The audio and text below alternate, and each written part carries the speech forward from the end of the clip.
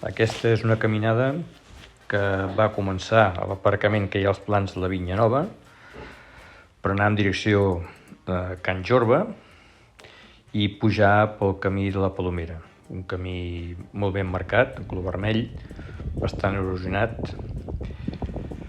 que un cop acabat vaig aprofitar per pujar cap al Coll del Mosset.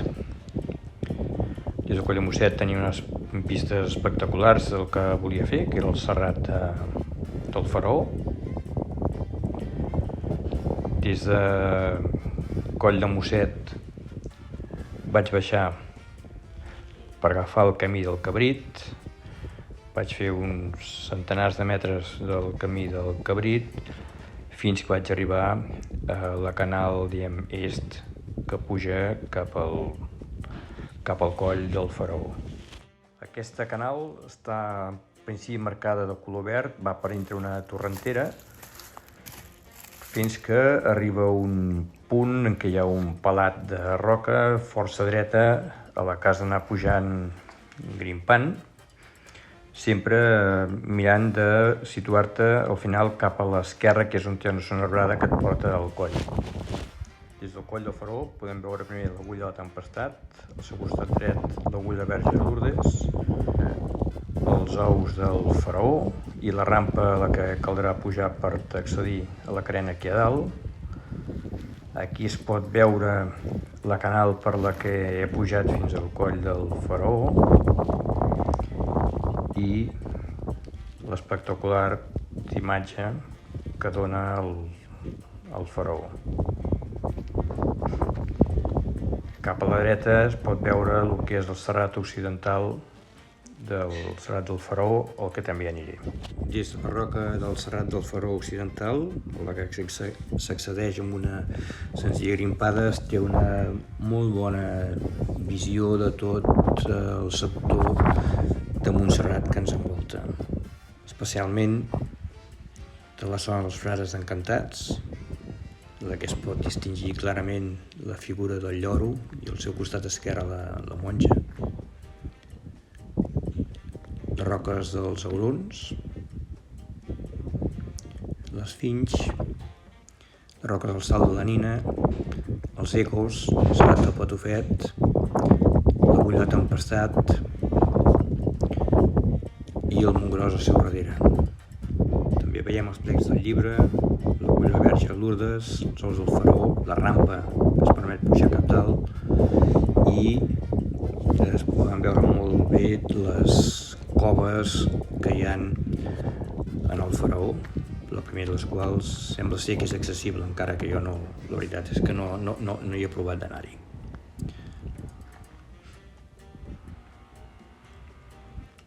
A baix es pot veure també el Coll del Mosset i el Serrat de la Palomera.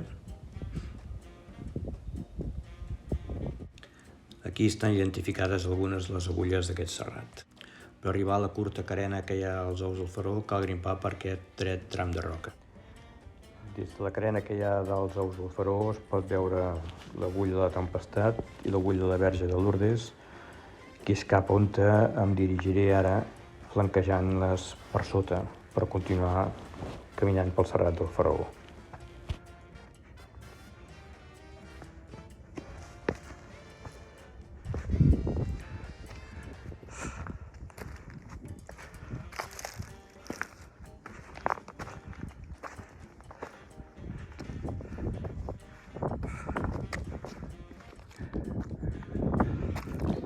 Aquesta carena també és una imatge molt propera dels ous del Faraó.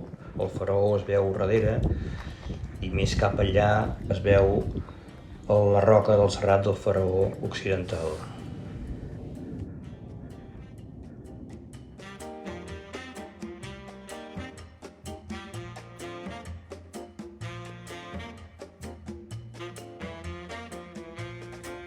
Des dels ous del Faraó es baixa una canaleta, uns quants metres, per anar després pràcticament planejant per el peu del que és l'Agulla de la Verge de Lourdes i l'Agulla de la Tempestat. El camí és bastant net, no té cap dificultat per caminar-hi, com es pot veure en aquestes imatges.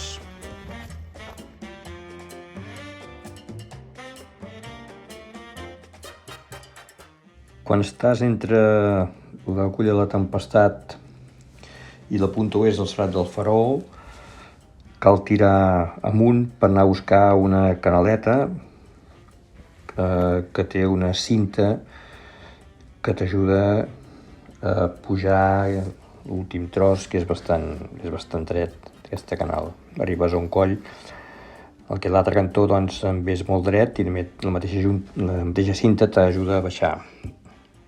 En aquesta fotografia es veu la baixada de la canal i es veu com immediatament connecta amb un altre canal de pujada entre la punta oest del Serrat del Faraó i la Gulleta del Faraó. Aquesta nova canal ja és bastant més llarga que l'altra, força dreta, i hi ha tres trams de corda. La característica principal que crec que té aquesta canal és que té un terra molt terrós. És a dir, si poses els peus allà rellisques, t'has d'anar agafant els nusos de la corda i tirant força amunt. Un cop superada aquesta canal ja vas tirant carena amunt, en la que de tant en tant et vas trobant algunes de les puntes que té el Serrat del Faraó, les que es pot pujar amb unes grimpades que són curtetes, que no són especialment difícils. En concret vaig pujar a la punta central del Serrat del Faraó, la punta est del Serrat del Faraó, que, en definitiva, una de les coses que tens que totes ofereixen el mateix tipus de vistes de l'entorn pel qual estàs caminant. Com per exemple la roca plana dels Llamps, la rampa dels Finys, el Montgròs, etc. L'última agulla que et trobes del Serrat del Faraó és aquesta que es veu ara, la punxeta del Serrat del Faraó, des de la que es pot veure la punta est del Serrat del Faraó, de la que acabava de baixar feia molt poca estona.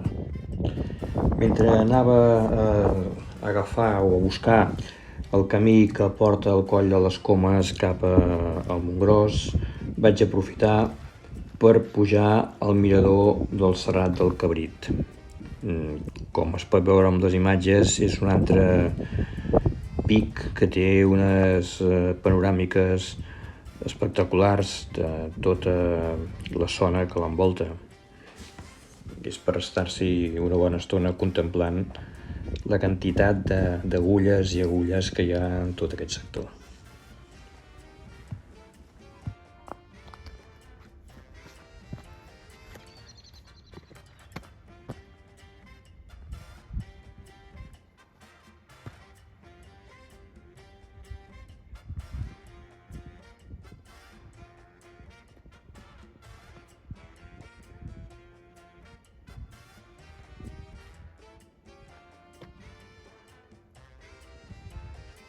Un cop enllaçat amb el camí que va del Coll de les Comes cap al Montgròs, el vaig seguir uns quants centenars de metres fins que vaig trobar un corriol a la mà dreta.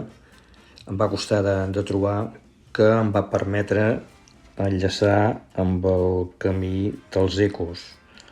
La vaig anar seguint en direcció cap als Ecos fins que vaig arribar al peu del que era el Serrat del Patufet. Vaig haver de grimpar uns 2-3 metres, la grimpada tampoc és especialment complicada, tot i que el lloc és bastant aeri, i des d'allà dalt vaig poder veure tota aquesta zona molt més a prop del que havia vist fins ara. És a dir, ara hem vist les Finys, aquí tenim els Ecos, ara veurem les Talaies, que estan sota mateix, davant hi ha Sant Jeroni, Gegant Encantat, el Moro més cap allà, també hi ha el Bar de Castellana, el Camell de Sant Jeroni. Quan vaig baixar del Serrat del Patufet, em vaig posar al coll que hi ha dalt de tot La Roca del Migdia també té unes vistes idèntiques al Salt de Potofet i vaig començar a baixar per una canal molt dreta que té 2 trams de corda, són més o menys els que es veuen ara aquí, que ajuden a baixar aquesta canal, que també és una canal descomposta i terrosa.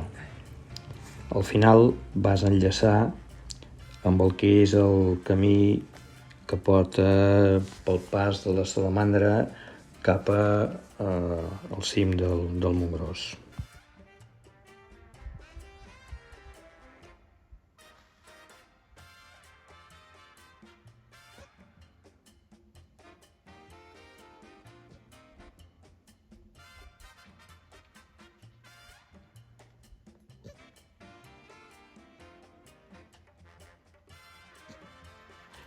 Un cop vaig agafar el camí del Montgròs, em vaig dirigir cap a l'esquerra per anar a buscar la canal de la Salamandra, prou coneguda i prou típica per pujar al Montgròs, que ofereix unes vistes espectaculars de les Talaies. Un cop passada aquesta canal, em vaig anar a buscar el torrent de Migdia, que és el que ja vaig anar seguint durant una bona estona. És un torrent que en aquest tram d'aquí no té cap dificultat especial, té trams a més bastant bonics, fins que vaig trobar el trencall que et treu del torrent i et puja cap al coll de la Jaguda. El coll de la Jaguda ofereix també unes panoràmiques especials, espectaculars, permet veure pràcticament tot el que havia fet. El Serrat de la Palomera, el coll de Mosset, el Serrat del Faraó, el Montgròs, l'Ex del Llibre, és a dir, una gran part de l'itinerari que havia fet fins ara. Des del coll de la Jaguda ja es va tractar d'agafar el camí de francesos i baixar fins a tornar als plans de Vilanova on tenia el cotxe aparcat.